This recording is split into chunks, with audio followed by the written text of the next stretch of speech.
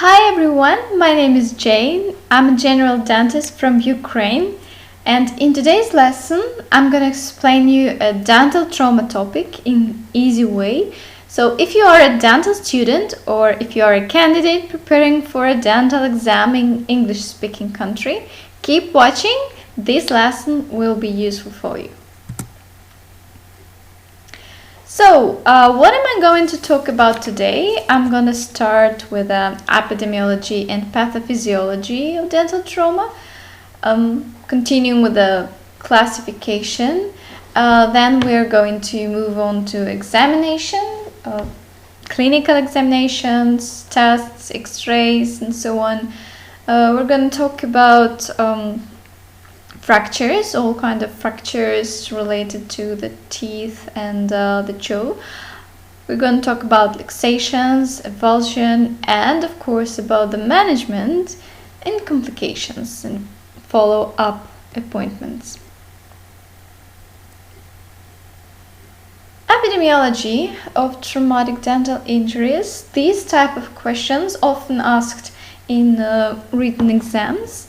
So, as for primary dentition, commonly a child falls frequently when starts walking at the age from 1 to 2.5 years, and most often it is a luxation injury.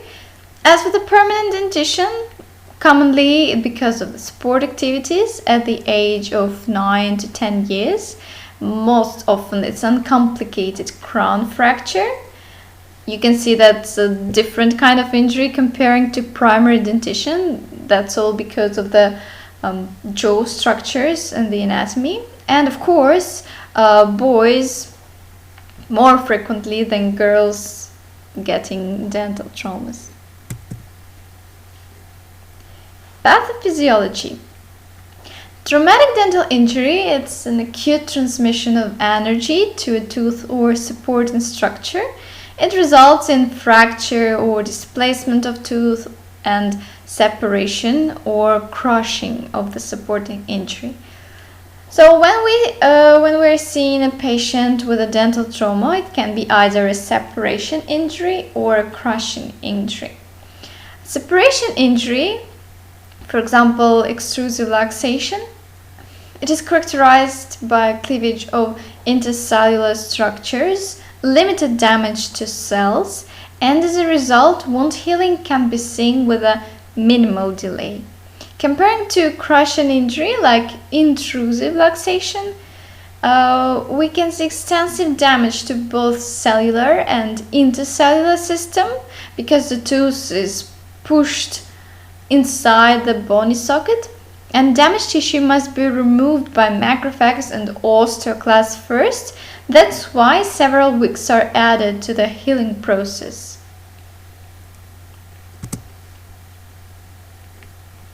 Classification. The present classification is based on a system adopted by the World Health Organization in its application of International Classification of Disease to Dentistry and Stomatology.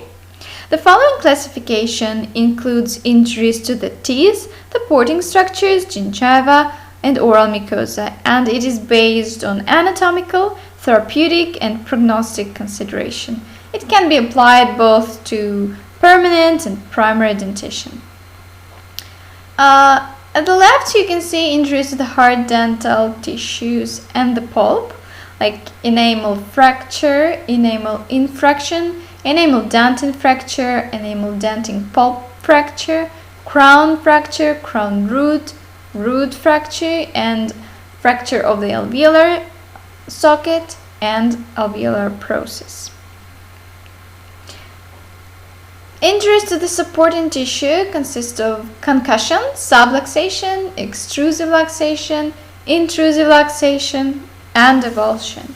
And as for the injuries to the gingiva or oral mucosa, this topic is not included in today's presentation, but I will guide you briefly on terms and the meaning. First, it's abrasion. It's a superficial wound produced by rubbing or scraping of the skin or mucosa, leaving a raw bleeding surface. Contusion, it's a bruise a bruise without a break in the skin or mucosa. Contusion may be isolated to the soft tissue, but it may also indicate an underlying bone fracture. So be careful when you're examining the patient and see contusion. Always check for possible bony fracture underneath. Next one is laceration. It's a shallow or deep wound penetrating into the soft tissue. It is usually produced by a sharp object. Most commonly it's the broken tooth or sharp edges of the teeth. It may disrupt the blood vessels, nerves, muscles, and even salivary glands. And most frequently, we can see it in lips, oral mucosa, and gingiva. Seldomly, it can be related to the tongue. Avulsion, it's a loss of tissue. So soft tissue avulsion, it's a loss of soft tissue. In this kind of injuries are rare, but seen with the bite injuries or as a result of a very deep and extended abrasion. When the patient arrives for the treatment of an acute trauma, the oral region is usually heavily contaminated. The first step in the examination procedure, therefore, is to wash the patient's face and oral cavity. While this is being done, it is possible to get an initial impression of the extent of injury. Thereafter, a series of questions should be asked to aid in diagnosis and treatment planning. So we're always starting with information gathering before we moving on to clinical examination. So what questions are we interested in? A trauma history, medical history, and dental history. First, we are asking about the trauma, when, where, and how the trauma occurred. Time factor is critical when considering treatment of avulsed or displaced teeth, as the time factor can have a direct influence on the choice of treatment. Where did the injury occur? This will also indicate the possibility of contamination of wound, and how the injury occurred is also an important question, and the answer to this question will indicate possible zones of injuries. Any inconsistency between the wounds observed in a child and the history provided should raise suspicion of child abuse and call for the assistance of other medical specialists if you're not sure, if you're concerned about some inconsistency. Also, a marked delay should raise a suspicion of child abuse. Have there been previous injuries to the teeth? This answer to this question will explain any possible radiographic findings such as pulp canal obliteration, incomplete root formations, and so on. What measures have been taken at the place of accident or another clinic if the patient was referred?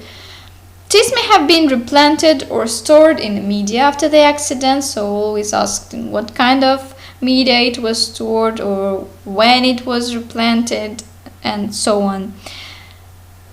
Always check for a malocclusion. Ask if there was any malocclusion present before the injury. Answer could imply tooth luxation, alveolar fracture, jaw fracture, or even a fracture or luxation of a temporomandibular joint.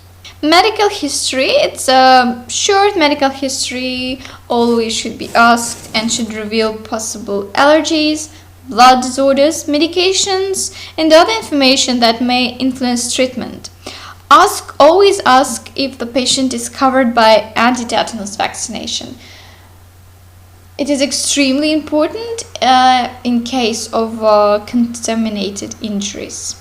Next step is examination. Clinical examination, clinical tests, and x-rays.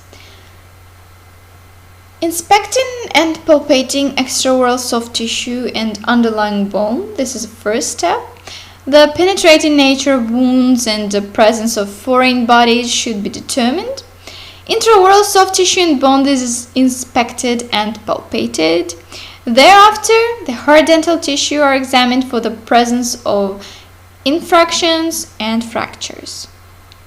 In case of crown fractures, pulp exposure should be detected, and if it is present, the size should be noted. Moreover, concomitant luxation injuries should be recorded. These have a negative influence on long-term prognosis with respect to pulp healing. So no matter what kind of crown fracture you have or tooth fracture, if there is a concomitant luxation injury, this will make our prognosis much more worse.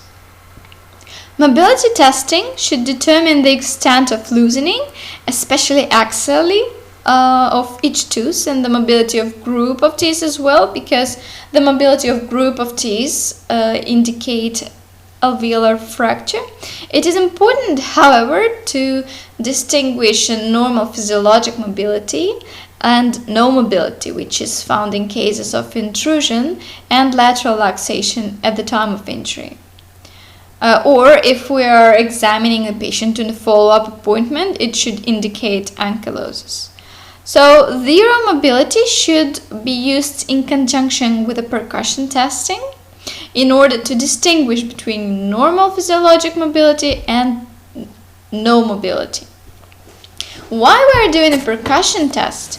Percussion testing with a finger in small children or a handle of a metal instrument has two functions. First, we're checking for any tenderness. Tenderness to percussion will indicate damage to the periodontal ligament. Percussion of the labial surface will either have high or a low percussion tone. The high metallic tone implies that the injured tooth is locked in the bone. For example, as in a lateral luxation or intrusion.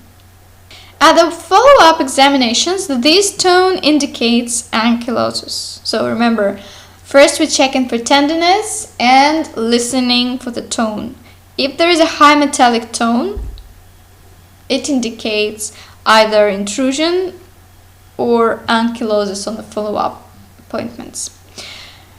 Pulpal sensibility testing, electrometric sensibility testing should be carried out whenever possible. It gives us important information about the neurovascular supply to the pulp of the involved teeth. The most reliable response is obtained when the electrode is placed on the incisal edge of the most incisal aspect of enamel. It should be noted that in young teeth, when the root formation is incomplete or the root is resorbing, such teeth do not respond consistently to sensibility testing. This gives us a baseline information to compare with it on the follow-up examinations. And remember, if there are any fillings, you should place the electrode on the enamel, on the sound enamel, not on the filling. Sound enamel, the most incisal aspect of enamel. And the last but not the least, it's a radiographic examination. Clinical examination should be followed by a radiographic one. Several studies have demonstrated the importance of multiple radiographic exposures for revealing tooth displacement at the time of injury, as well as periapical pathosis on the follow-up visits. Occlusal exposure of the traumatized anterior region gives us an excellent view of most lateral luxations, apical and mid-root fractures, as well as alveolar fractures. The next one, radiograph, which can be used as a standard periapical bisecting angle exposure of each traumatized tooth. It provides information about cervical root fractures as well as other tooth displacement. It should be also pointed out that the cone beam computed tomography will provide exceedingly revealing information about all types of dental injuries, and if available, this technology should be recommended. Panoramic radiographs gives us also an excellent overview and reveal mandibular fractures. If you suspect a mid-face fracture, a CT scan is required, but usually it's carried out at the hospital. In the presence of any kind of penetrating wounds, for example, penetrating lip wound, a soft tissue radiograph is indicated in order to locate any foreign bodies. So we can do X-rays not only for the teeth and jaws, but for the soft tissues as well. It can only be seen radiographically where exactly it is located. This is accomplished by placing a dental film between the lips and the dental arch and using a 25% of a normal exposure time. If this exposure reveals foreign bodies, a lateral radiograph can be added. A photographic registration of trauma is strongly recommended as it offers an exact documentation of the extent of injury, and it can be used later in treatment planning or in legal claims or clinical researches. So let's start with crown fractures without pulp exposure. I've already told that we can see, as for the enamel, we can see either infraction or enamel fracture. So what is the difference between these two terms? Infraction is a disruption of enamel prisms without loss of tooth substance. So obviously you will see a sound enamel, there is no defects. Enamel fracture, it's the loss of tooth substance confined to enamel. For example, here in the picture you can see on the right incisor, it's an enamel dentin fracture without pulp exposure. Infraction lines are usually best seen when the light beam is directed parallel to the long axis of the tooth. So infraction, it's only a line of a crack, and it can be seen with a light, special light, and when the light is directed parallel to the long axis of the tooth. It is very important to diagnose, as I've already said, and I want to stress it once more, to diagnose concomitant luxation injuries, as these have a very significant influence on the pulpal outcome. In the radiograph, the lost part of the crown can usually be recognized, but infraction lines cannot be seen, so they can be seen only visually and only when the light directed in the parallel way to the long axis. Exposed dentinal tubules can permit ingrowth of bacteria or diffusion of bacterial toxins into the pulp, which can result in a pulpal inflammation. The severity of this response is related to pulpal vascularity. In case of superficial enamel fractures, selective grinding of injured tooth may be the only treatment necessary, or a composite restoration can be placed. If a crown fracture is retrieved and without any significant substance loss, it can be reattached to the tooth using dental adhesives and resin composites. So in the first picture, here you can see the broken fragment, which is glued, I would say, to the tooth with dental adhesives. When using resin composite build-up, optimal aesthetics and function can be achieved when the fracture edges are prepared with a 1 to 2 millimeters chamfer margin prior to build-up. The last picture is describing this kind of treatment. In case whether neither of these treatments can be performed, you should cover the dentinal tubules using a temporary restoration consisting of a glass ionomer cement, and it is indicated just to prevent bacterial invasion in dentin tubules as a temporary emergency measure.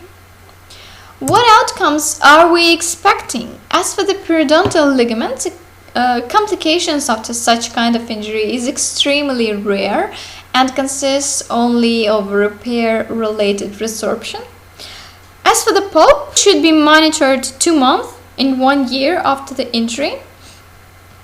If sensibility is normal and no symptoms, no further control is indicated. The risk of pulpal complications minimal. However, the risk of pulp necrosis is significantly high in case of additional luxation injury. We can see in the future in the 5% of pulp canal obliteration in such teeth, and no other significant complications were described. Next one is a crown fracture with pulp exposure. Fracture involving enamel and denting with loss of tooth structure and exposure of the pulp.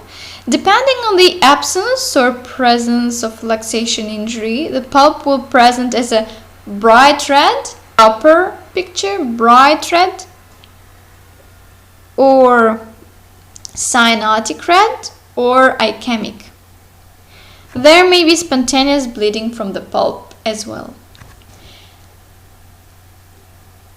In the radiograph, lost tooth substance is evident. Exposed pulp tissue has a very good healing capacity,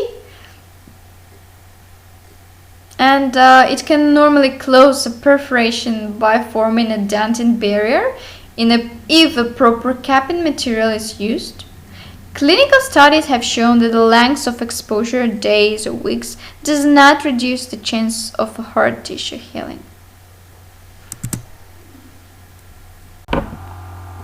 A hard tissue barrier can be expected to be formed under the following conditions: normal pulpal status prior to trauma, intact vascular supply to the pulp after trauma, and the use of an appropriate pulp capping or amputation technique.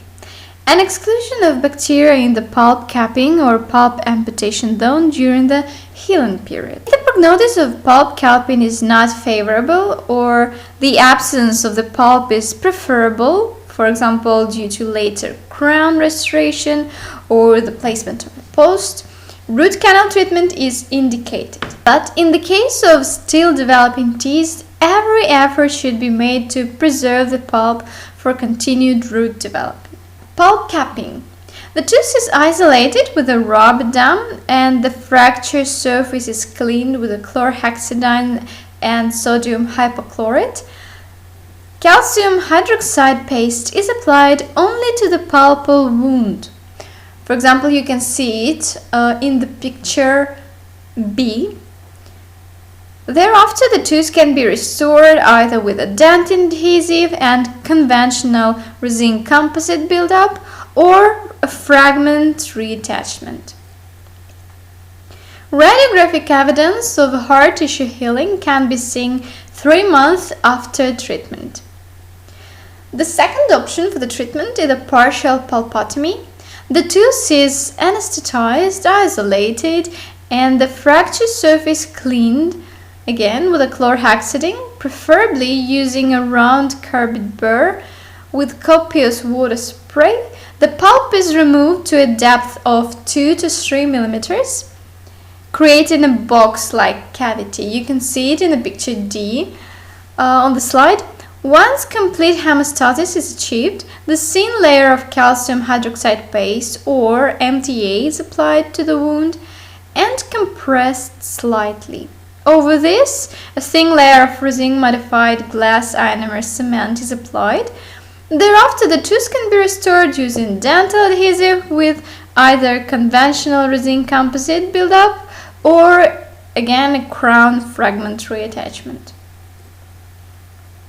Radiographic examination should be made to detect signs of pulp necrosis or pulp canal obliteration. Both are rare findings in case of fracture without luxation injury. What outcomes do we expect? Long-term studies have shown a very high success rate of pulp capping and partial pulpotomy. The tooth should be followed 1 in 5 years after injury and monitored for pulpal sensibility and any kind of symptoms. When using resin composite buildup, the pulp tester should be placed on the most incisal aspect of the available enamel, the sound enamel of the crown. You want to stress it once again. As for the complications, in 6% we may face with a pulp necrosis and 4% with a pulp canal obliteration. And the small surprise and kind of bonus for you, if you have watched till this part, this is a flow chart. These kind of things I'm always looking for when I'm studying something. If there are nothing in the web, I always try to create it by myself, such kind of mind maps to structurize and memorize the information even more better. When you see it at a text or when you're listening to someone explaining the topic to you, this is one thing. But another thing is to see it as a graph, as a chart, easy to understand, easy to memorize, and when you're solving cases, you can easily follow these arrows. This is a very important part of critical thinking, clinical thinking. Actually, there is another thing. If you watch till the end, there will be more flow charts to other types of injuries. So there will be, I think, 3 or 4 more flow charts for you. You can make a screenshot, feel free. But if you want me to talk more about the resources I used when I was creating this presentation, so this flowchart was taken from the Handbook of a Pediatric Dentistry. And if you wish, leave your email or any request in the comments below, and I will answer to your requests. So, moving on to crown root fracture. This is a fracture involving enamel dentin and cementum with or without pulpal involvement. So it can be both with pulpal involvement or without, depending on the fracture lines. The coronal fragment is more or less displaced in an incisal direction, which results in pain from occlusion. In the premolar and molar regions, the fracture is usually confined to the buccal or palatal cusps. In the radiograph, what we can see? With the labiolingual fractures, only the incisal and labial part of the fracture can be identified, whereas the lingual and more apically placed part of the fracture usually cannot be seen from this view. The histological events in the pulp mimic those of complicated and uncomplicated crown fractures I already described before, depending on the location of the fracture.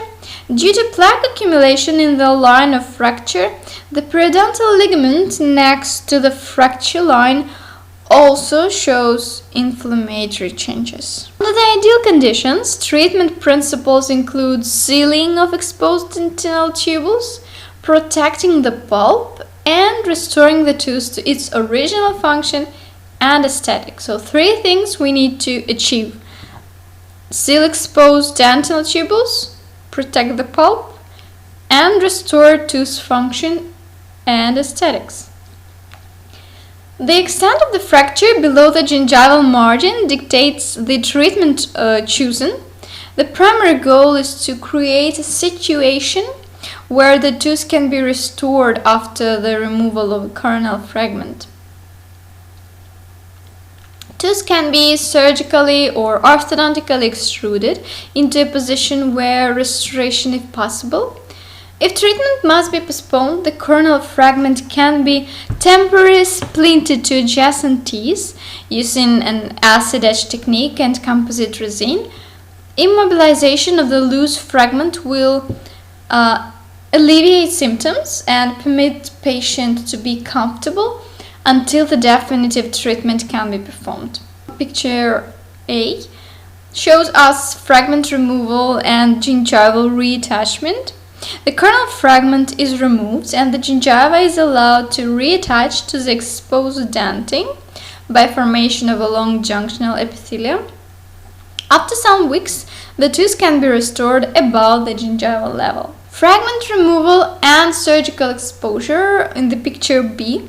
If the fracture extends below the alveolar crest, a subgingival fracture is exposed by gingivectomy or osteotomy after removal of a coronal fragment. Following gingival healing, the tooth is restored with a post-retained crown. Long-term aesthetic success can be compromised in this case due to accumulation of a granulation tissue in the gingival sulcus palatally, which can lead to labial migration of the restored tooth. Next one is fragment removal and orthodontic extrusion, the third option. The coronal fragment is initially stabilized to adjacent teeth.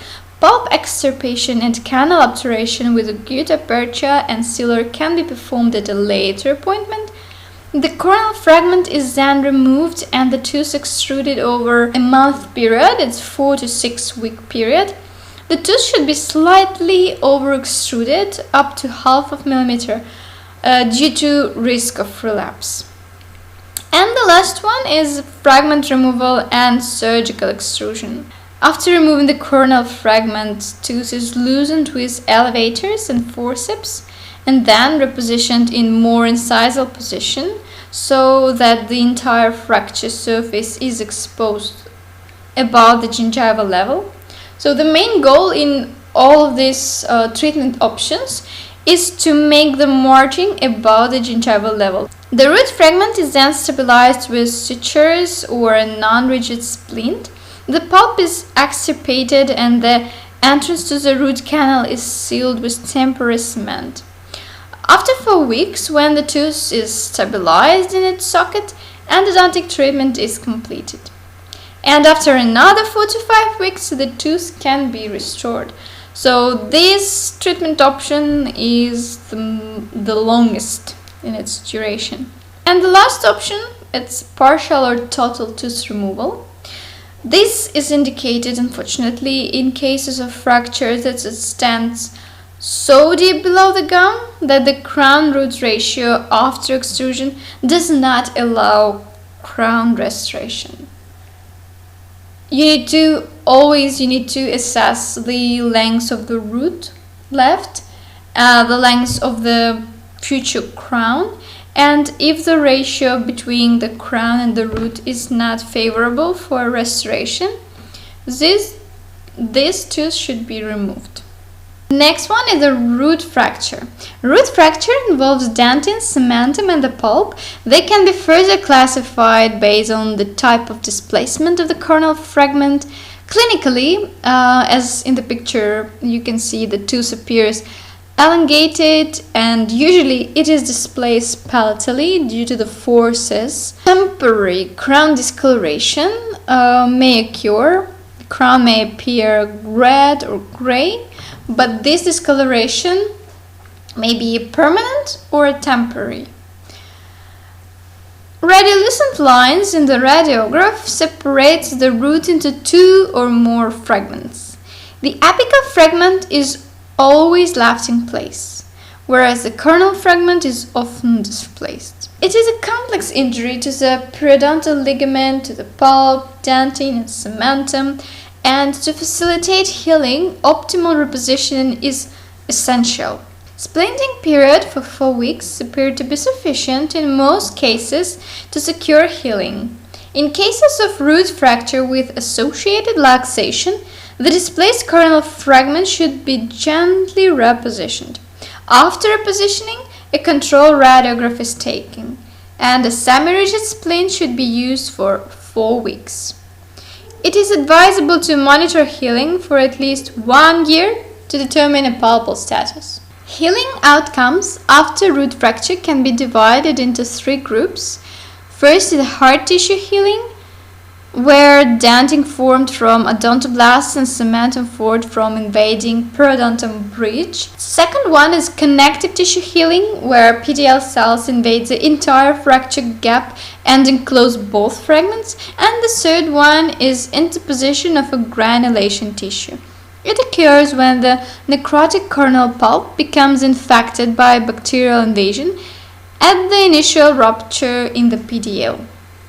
Granulation tissue is then formed between two fragments as a response to the infected corneal canal. The following clinical and radiographic signs can be recorded for hard tissue healing: normal tooth mobility, normal pulpal sensibility. For connective tissue healing, increased mobility of the involved corneal fragment, normal pulpal sensibility, and obliteration of the corneal pulp canal radiographically. And for the last one, for the granulation tissue response, increased to excessive mobility of the involved tooth, usually extrusion, negative pulpal sensibility, and increasing radiographic distance between fragments and bone resorption at the level of the fracture.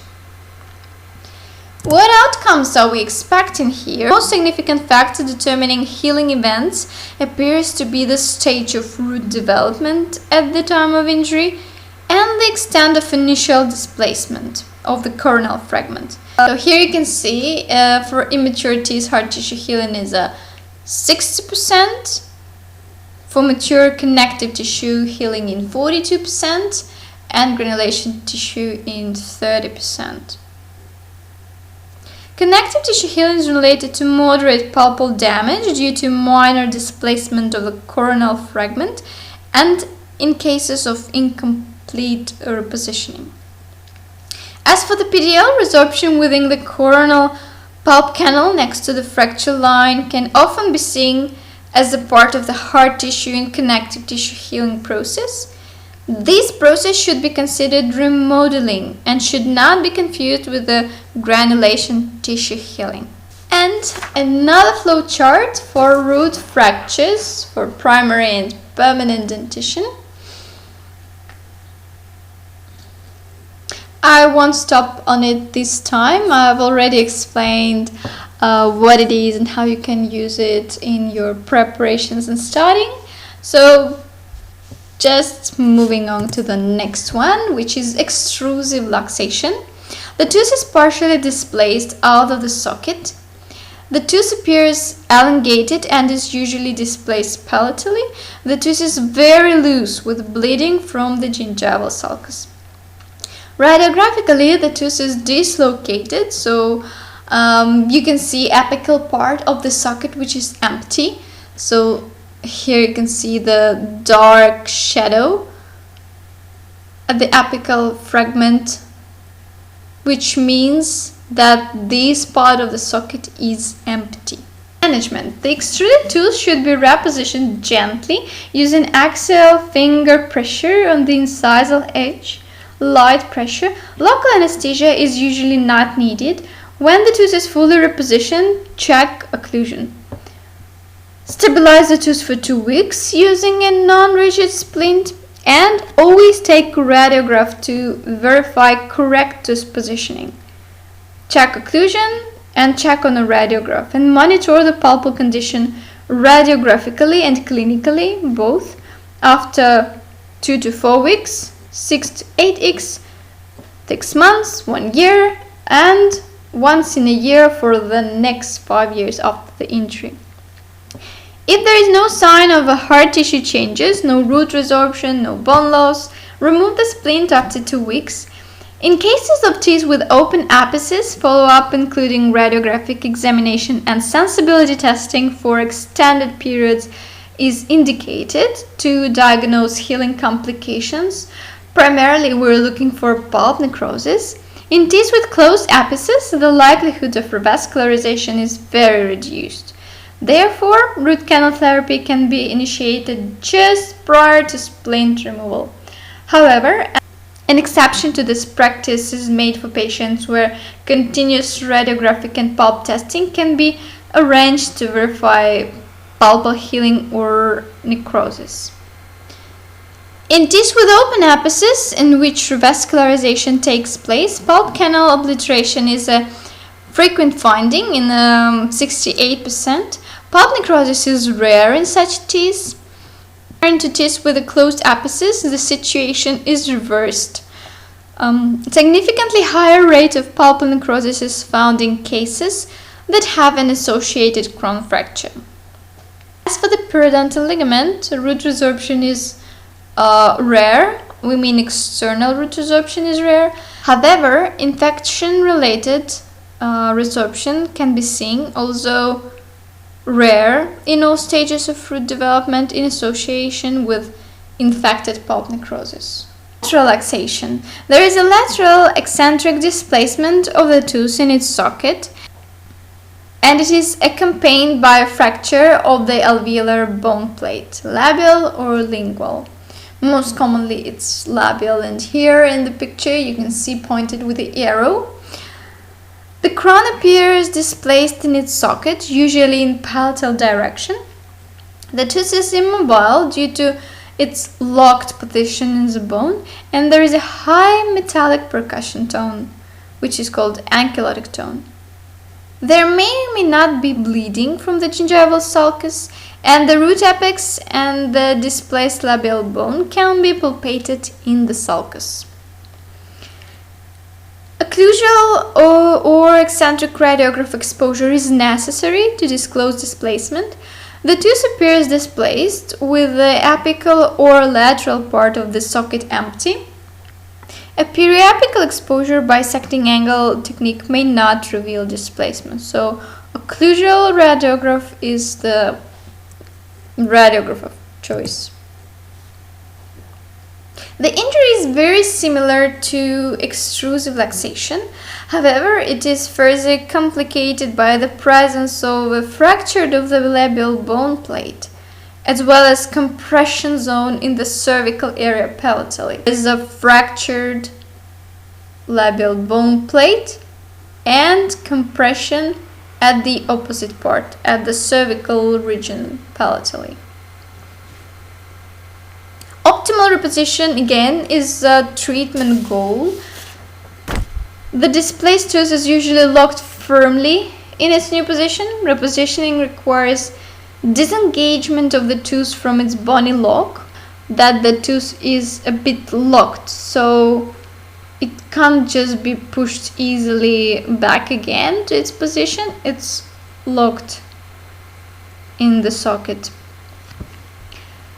That's why adequate regional anesthesia is necessary, as repositioning is otherwise a painful procedure in this case. The tooth can be repositioned using forceps or digitally with the fingers, with the pressure in the incisal direction over the apex. Incisor direction pressure over the apex, showed here. Whereby the tooth is first slightly extruded to disengage this lock.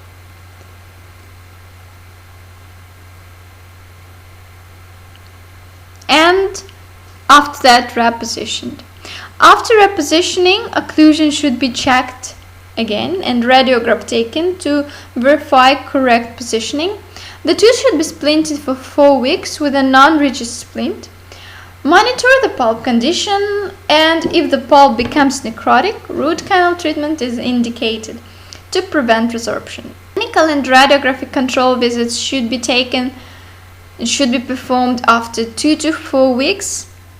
Further controls are indicated after half a year, 1 year, and once yearly for 5 years, according to IADT guidelines. Outcomes. In teeth with open apices, observation, including radiographic examination and pulp testing, is indicated for extended periods in order to diagnose healing complications.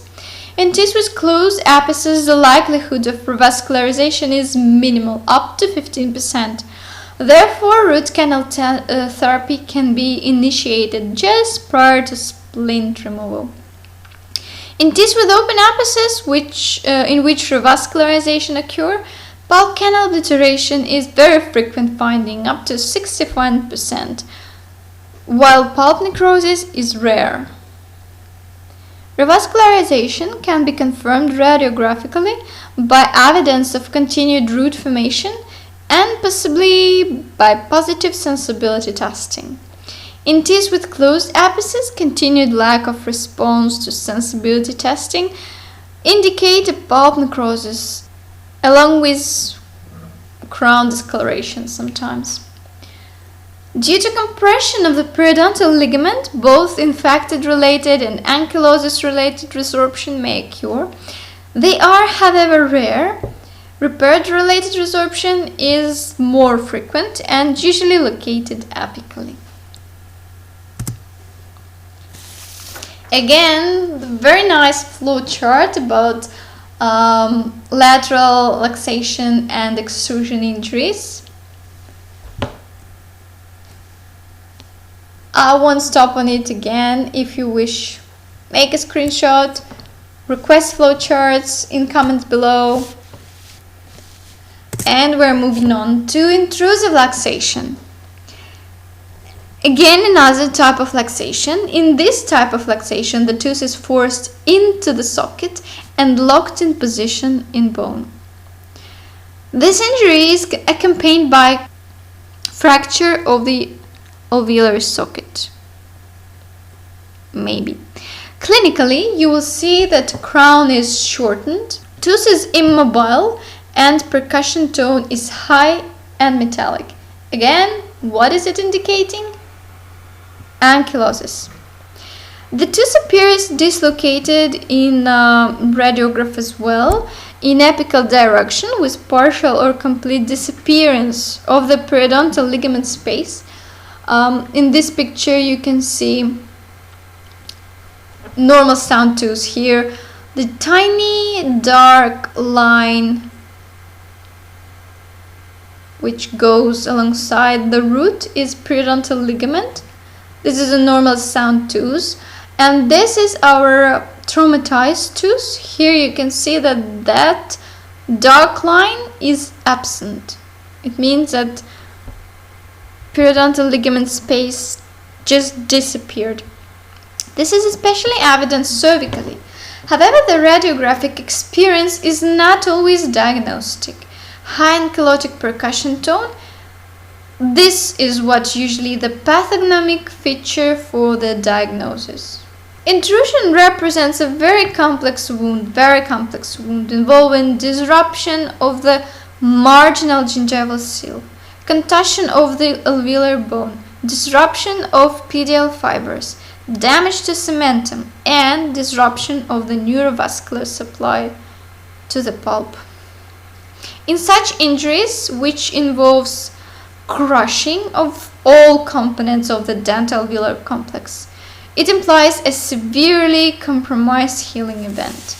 Treatment depends on the root formation, teeth with open apices and closed apices. Continuous repositioning in teeth with open apices possible, and when that occurs, the outcome is the most desirable. If no movement is noted within 3 weeks, rapid orthodontic repositioning is recommended. If spontaneous repositioning does not occur or intrusion is more than 7 mm, dentists may choose to assist repositioning of the tooth surgically. Root canal therapy can be initiated should pulp necrosis or inflammatory resorption occur. Surgical luxation can be combined with orthodontic extrusion. So the tooth can be a little bit loosened with a forceps and extruded orthodontically, for example. As for the teeth with closed apices, in these cases, the tooth should be repositioned either orthodontically with braces or surgically with forceps as soon as possible. So time factor is again the critical. Pulp will likely be necrotic, and root canal treatment using a short-term filling with a calcium hydroxide is recommended. Short-term means for a month, less than 30 days. Extrusion should be completed within 3 weeks after injury. Close follow-ups indicated after 2 weeks, 6 weeks, 6 months, 1 year, and then yearly for 5 years. So following up periods are totally the same. Surgical repositioning appears to be the treatment of choice for deeply intruded teeth with closed apices. A flexible splint should be placed and maintained for 4 to 8 weeks. What outcomes are we expecting?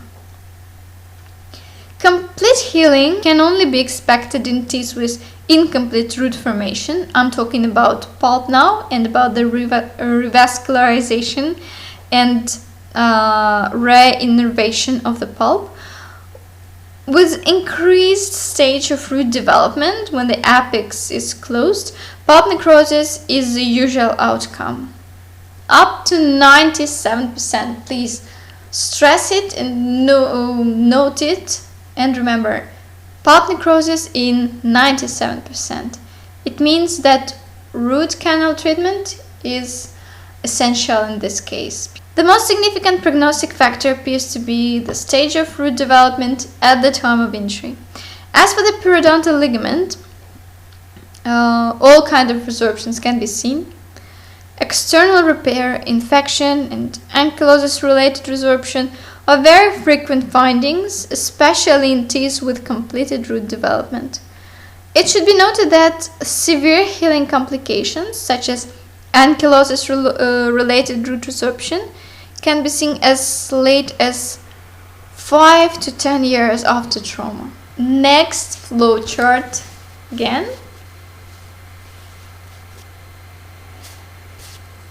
You may pause the video and study more deeply and profoundly, but I won't stop on it.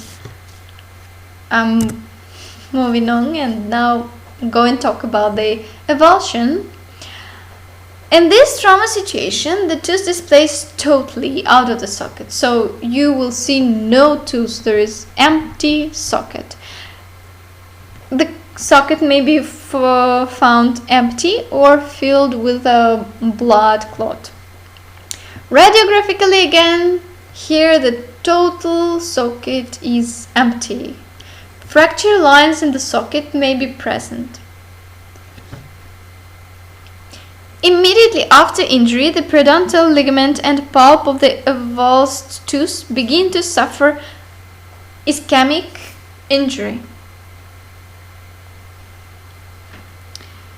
These events can kill PDL and pulpal cells even after a short extra-alveolar period. Treatment outcome is strongly dependent on the length of the dry extra-alveolar time period and storage media used. If extra-alveolar period is less than 1 hour, complete or partial PDL healing is possible. However, total PDL deaths can be expected after more than 1 hour of driving if the replantation is delayed, and progressive root resorption will be the result. So, timing factor again critical. Replant the tooth as soon as possible. If the patient or someone, a parent, calling you and asking what to do, when we can come for the dental appointment, we have such a kind of injury, you need to know how to instruct the parents or teachers or any responsible adults who face these kind of injury to the child. So, what treatment scenarios do we have?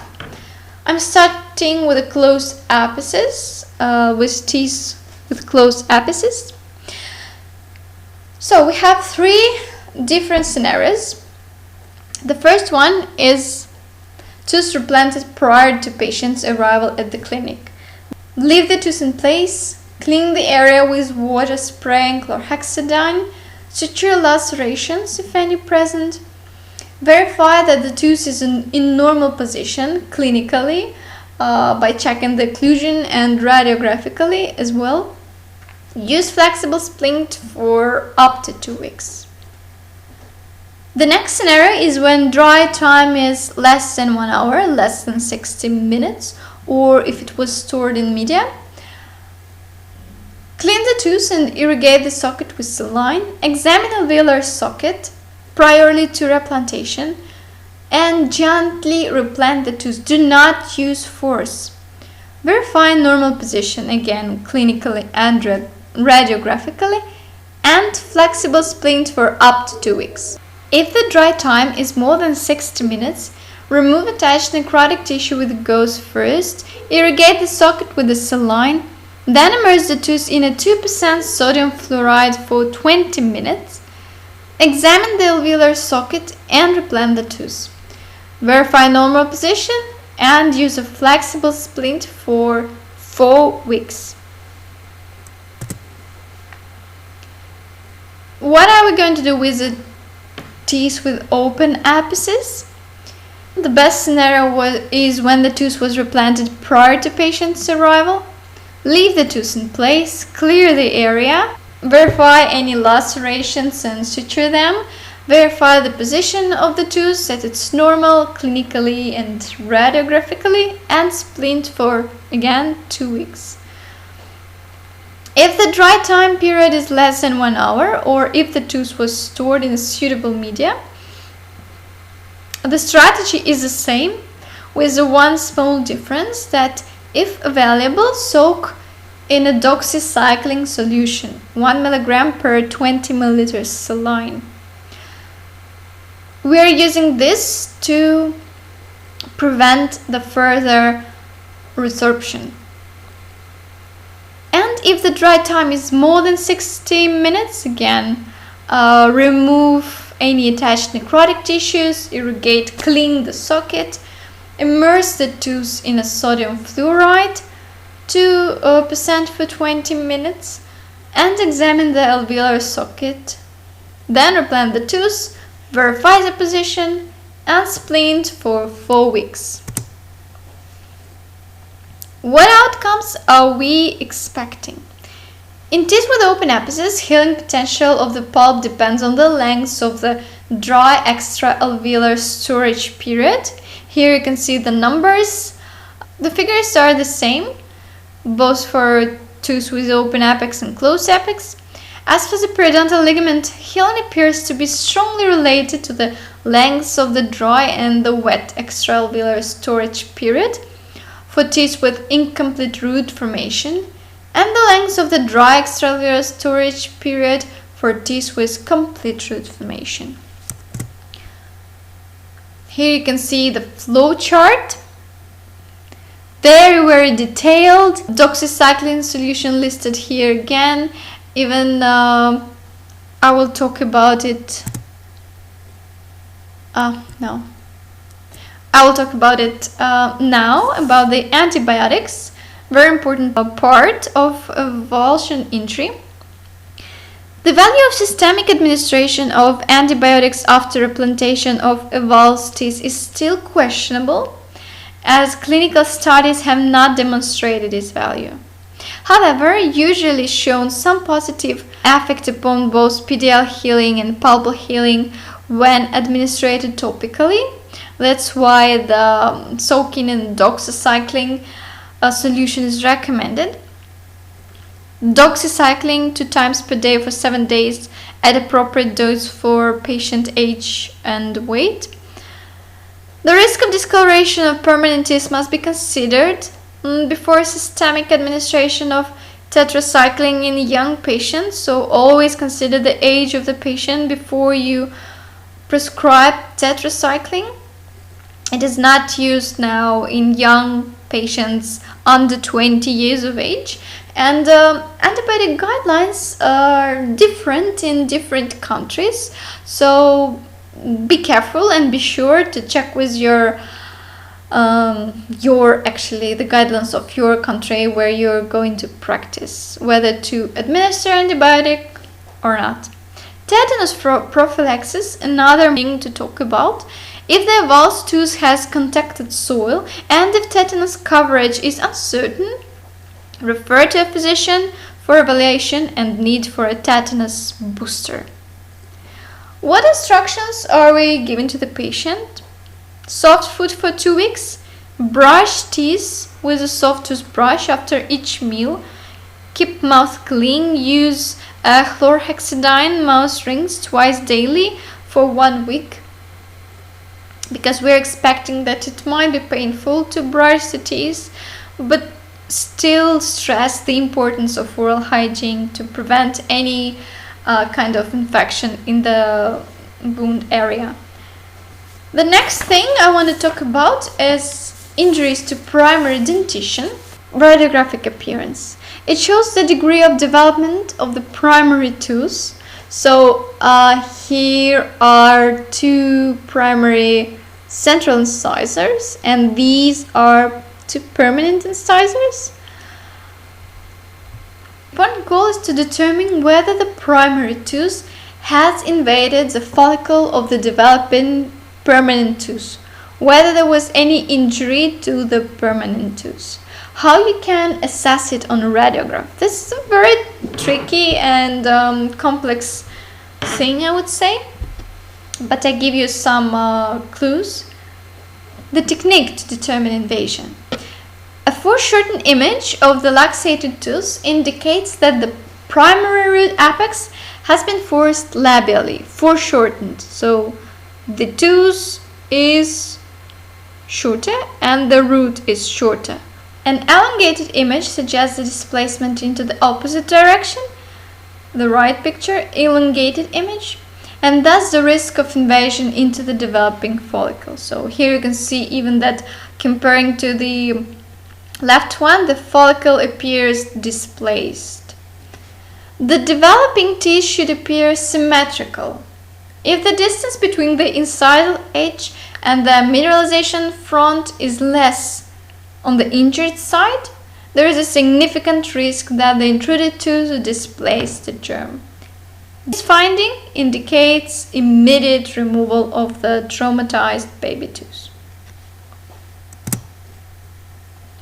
Management. In fact, approximately 1/2 of primary tooth injuries result in more or less severe disturbance in permanent tooth development. These disturbances range from mineralization disturbances to complete malformation of the tooth germ. The primary goal is to optimize periodontal and pulpal healing in the primary dentition. Periapical infection may occur due to an infected pulp necrosis in the primary tooth. This indicates extraction. If you note any signs of infection clinically by symptoms or radiographically, it indicates extraction of the primary tooth to avoid a known long-term effect of inflammation on mineralization of the permanent tooth germ. The management of traumatic injuries to primary teeth differs from the treatment of permanent teeth. 3 factors have a major influence on the selection of treatment for injured primary teeth. First is a relatively short period primary teeth are in function in child's mouth. Second one is close proximity of the root of the primary tooth to its developing permanent successor. And the third one is the difficulty of gaining the child's compliance. Uncomplicated fractures are treated by smoothing sharp edges.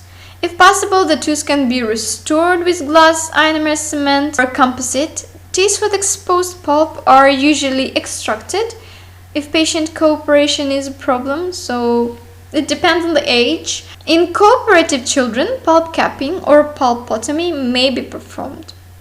But note, if you want to perform any kind of pulp treatment, the rubber dam is essential.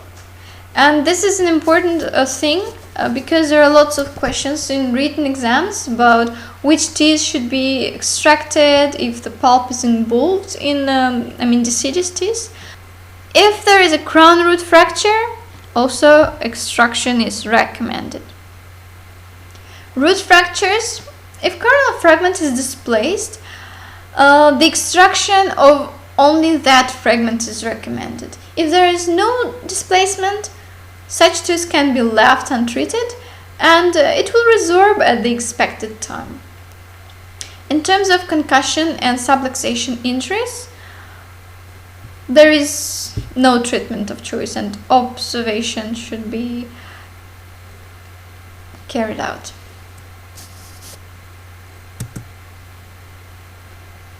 Another injury is extrusion. Treatment based on the degree of extrusion, the mobility of the tooth, the root formation, and the child's cooperation. The tooth is severely mobile and it interferes with the occlusion. And if reposition isn't possible, extraction is recommended. If not, reposition the tooth for a spontaneous alignment. So that's it. Lateral luxation. If there is no occlusal interference, the tooth should be allowed to reposition spontaneously. Otherwise, reposition or extract. In case of intrusion, it depends on the position of the tooth, as I've already described. It can be either left in place for re-eruption in most cases, if you confirm that the permanent germ was injured, extract the tooth. In case of avulsion, primary teeth should not be replanted, again because of the permanent successors. It's necessary to diagnose healing complications. It's necessary to follow up, of course. The follow-up appointments should be performed in 1 week, 3 to 4 weeks, 6 weeks, 6 months, and year after the injury. So this is it. Thank you for your attention, guys. Perform this kind of lesson which I've created during the quarantine period when I had a lot of free time, and finally I prepared and showing it to you. Thank you for your attention. I will be very grateful for any kind of feedback. So leave in the comment below, please, whether you like such kind of lesson or no, or if you want me to make more lessons in other topics.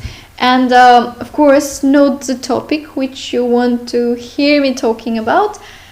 Here you can see the references, books and articles I used in creation of this lesson. I also want to thank Canva and Canva Pro for opportunity to create such great presentation using their website and tools. If you want to try it for free and create any kind of designs and presentations for your studies, I will leave it in the description box below. I will leave the link. If you want to get any of these books for free, again, you may leave your email in the comments below and I will get in touch with you. All pictures are from the Traumatic Dental Injuries Manual, 3rd edition, by Andresen, Backland Floors, and others. This is the first and the most essential book I recommend you to read through from the beginning to an end, because it's really essential. The best one. And see you soon.